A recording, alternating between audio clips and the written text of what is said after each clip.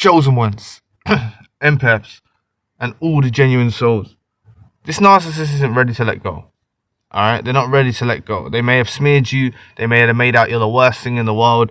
Everything like that. They want nothing to do with you. They could have told you they hate you. They could have told you all of these things. But that doesn't give you the closure you need to go forward. And really, people should be adult enough that if they, enter into a relationship of any kind, friendship, romantic relationship, colleague, whatever, that you would provide the person necessary closure if you don't want to be around them. Okay, and that's the thing. The narcissist is looking for a momentary distraction, a new supply, something like that, but they want to keep you in the background.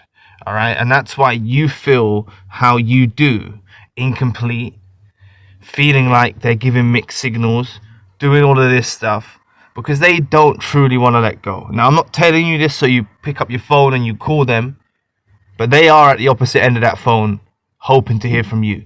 Thing is, if you do reach out, they'll move the goalpost. They'll try and make it more difficult. They'll make it more difficult. And really, when you're seeing someone act in this kind of way, pretentious, like when you see them acting in that way, you've really just got to think, hang about, just go in your own direction, all right? Because the person don't want to hear you. They don't want to talk things through. But they don't want to let go. All right, and it's down to you, to see this proof and evidence, to know that the narcissist does want to hear from you again. They do it, like, honestly, you go in your own lane for a long period of time, more likely than not, yeah, the narcissist is going to try and bridge that gap with you. And by the time that happens, you're not going to want to hear from them. That's what I know. It will be a certified 100% outcome. You won't want to hear from them by the time they're ready to bridge that gap. And, you find the closure yourself, so you no longer need them for the closure. All right? That's the challenge that you've got ahead of you now, is to find the closure within inside yourself. Don't base it off, oh, the narcissist didn't like me because of this, or the narcissist didn't like me because don't base it off that, or the sociopath or psychopath or whatever. Don't base it off that. All right, base it down to the realistic, the realism of what it actually is. Right? Is the narcissist wants to go off a tangent, wants to go off on their own endeavor, and they want to keep you in the background. All right, they're hoping that you can you've already picked up the pieces in their life once before. They think they can come back to you broken again, and you'll pick up the pieces all over again. All right, and that's why you just can't be there for that. You need to lose that wanton desire to get any form of validation from the narcissist. You need to lose the wanton desire to have a conversation with the narcissist. All right, and this helps you get the closure yourself. All right, so that's the challenge that you have ahead of you. Many of you, if you've already reached that place, if you want to share your insight in how you reach the closure yourself, right, that will help other people, because it's a community here, and we all chip in. That's if you want to, of course. But look, it is what it is. This is the proof that they want to hear from you again. All right, they are there. Especially as time progresses and the fade and effect bias kicks in. And fade and effect bias is where they stop associating you with negativity, and they start looking at you a positive light again. But this happens already when there's many walls between you, where they can't talk to you. They don't have the ability to just phone you because of how bad they burnt you, or how bad they ghosted you or abandoned you. They don't have the ability, so then they become obsessed with waiting for your call. Like, the narcissist is out there in silent treatment, all of that, waiting for you to reach out. And all I'm saying is, when you do reach out, then they move in. It's a power shift. All right, it's all about power. They will take power and make you feel inadequate again. All right, that's why oftentimes I speak to people and they're like, oh yeah, I reached out to the narcissist. When you reach out to the narcissist will move the goalpost for that momentary, temporary fix of supply that they will garner from hurting you again. All right, you see, a narcissist. There was someone I spoke to, right? And I think they broke up with the narcissist, got the narcissist back, and broke up the narcissist again. I've heard it a few times, and it was in a short period of time. So if this person is your romantic relationship interest, and you're thinking this is the one and only and everything like that. It's like losing the love of your life twice in one night, right? And that's the sort of games the narcissist is going to take you on, all right? So you have to detach. You have to find that closure and say, well, you know, you don't need them. You don't need to be around them, all right? This will help you reach that place. That's what's ahead of you. Anything other than you reaching that, you know, point of finding the closure, accepting it, and it's not based off in, you know, something that you're lacking in. It's not based off of you, their decision making, because of something you lack in. That's what you got to wrap your head around as well. All right, because they're trying to make you feel insecure. Part of that is a manipulation and an entrapment, so you don't feel, you know, worthy to fulfill your meaning. You feel down. All right, because you're basing it off something that the narcissist has said or something like that. But they're liars. Why is the narcissist just going to tell you the truth on this one time? You know, things they praised you about, they'll then, you know, put you down about later. Like, come on, you know, don't take it like that. It's not anything to do with you. And I'm not just singing you sweet words, but it's not. This is them making poor decisions, right? Poor decisions. And part of them knows that. All right, part of them does know that. That's the reason why they don't give you the closure. They're thinking, all right, I can take this risk. I can go and endeavor with this new supply. I can go and do this. And they're going to still be there in the background. You know how many people they've got on the shelves from previous times that they don't go and approach, they don't contact them, but they know they're still sitting on the shelf. And at any moment, at any given time, they could walk back into that person's life and they're going to accept them. You need to be different from that.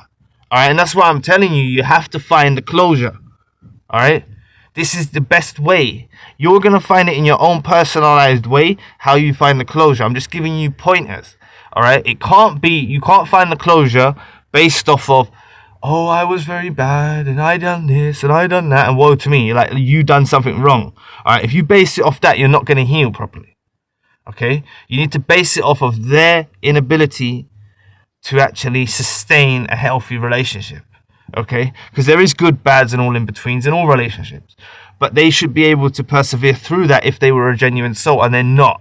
All right, so you accept that this is coming from, if you're seeing someone so fixated on trying to destroy you or trying to hurt you after they claimed a love bomb and all this stuff, it's showing to you that something's intervening.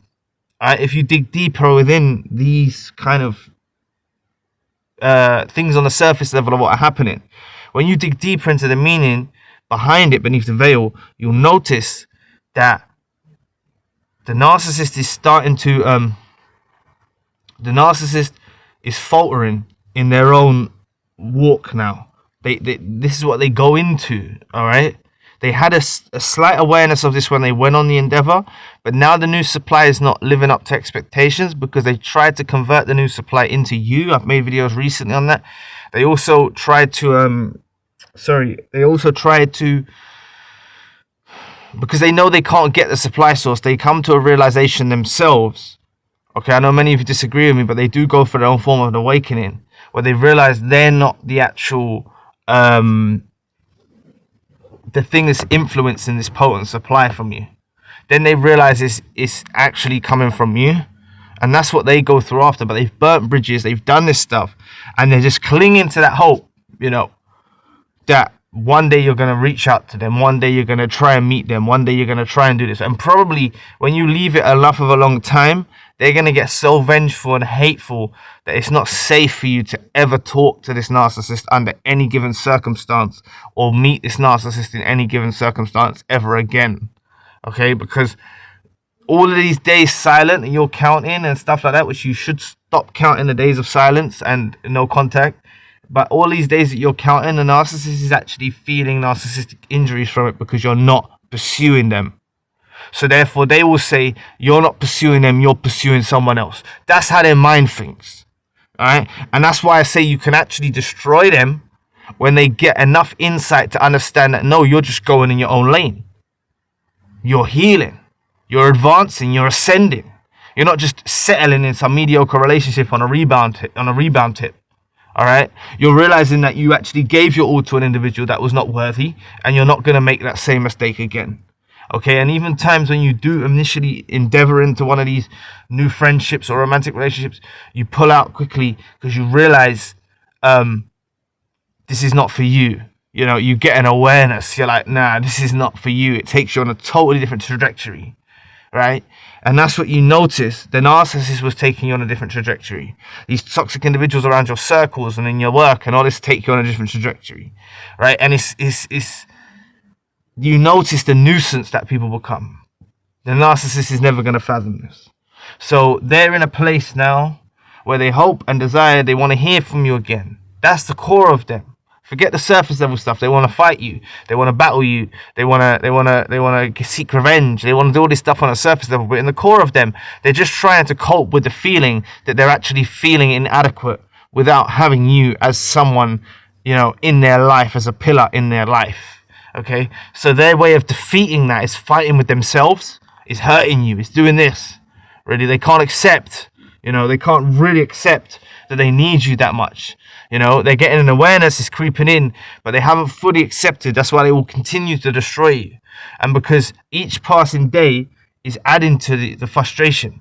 All right.